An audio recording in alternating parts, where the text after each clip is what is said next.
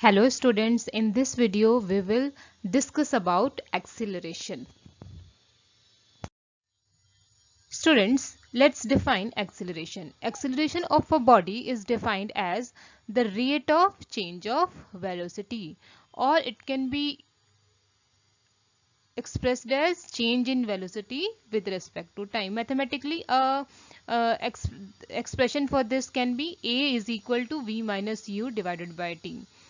Here A is acceleration, V is final velocity, U is initial velocity, and T is the time taken to achieve the final velocity. Okay, and what is the SI unit for acceleration? That is meter per second square. This is the SI unit. Students, always remember acceleration is a vector quantity. As we know, vector quantities have both magnitude as well as direction. Therefore, acceleration also has both the quantities, magnitude as well as the direction. Students, let us elaborate this concept for a better and more practical understanding. Students, can you visualize situations where you are starting a vehicle, you may be applying brake on a vehicle or taking a turn while driving a vehicle? Is Try to visualize these situations. What happens in all these situations? Do you agree with me that in all these situations we are actually making a change in velocity? We are changing the velocity of the vehicle.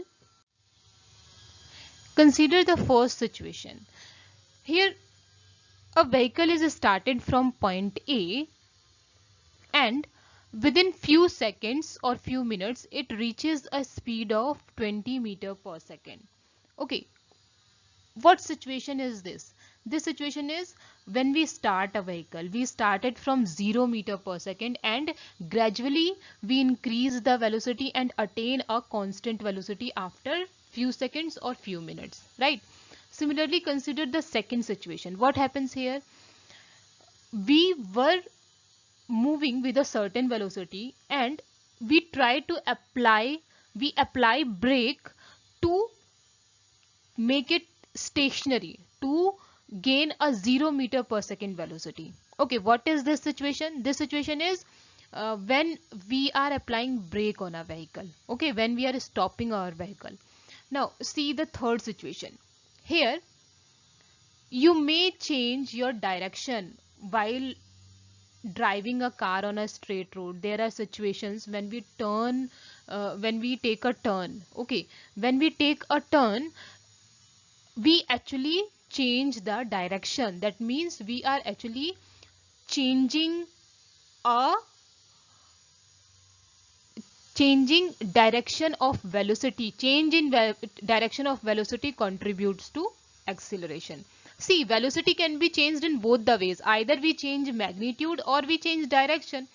In first two cases, what were the cases? We were changing magnitude of velocity, and in third case we change the direction of the velocity.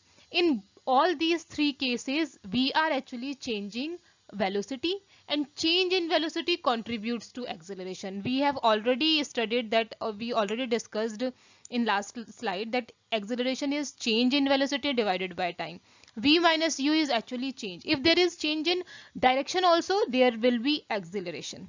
Okay, I hope you have understood the concept, students. Thank you so much.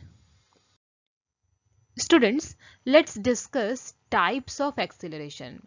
First one is positive acceleration and second one is negative acceleration. What is positive acceleration?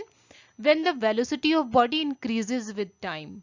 Okay, when the change in velocity is positive, then the acceleration will be positive. For positive acceleration, what is the condition? V should be greater than u. You have seen in formula, V minus u divided by t is the formula for acceleration. Therefore, for being this quantity positive, what is required? Final velocity should be greater than initial velocity, right? If the change in velocity is positive, if the velocity is increasing, in such situation acceleration is positive. Second type is negative acceleration, which is also known as retardation or deceleration. In this situation, final velocity is lower than the initial velocity. The example for retardation is when you apply brake. What happens? from a greater value of velocity, you uh, reduce your velocity to 0, right? In such situations, the velocity of body decreases with time. So acceleration is negative or acceleration is retarded. Okay. Thank you, students.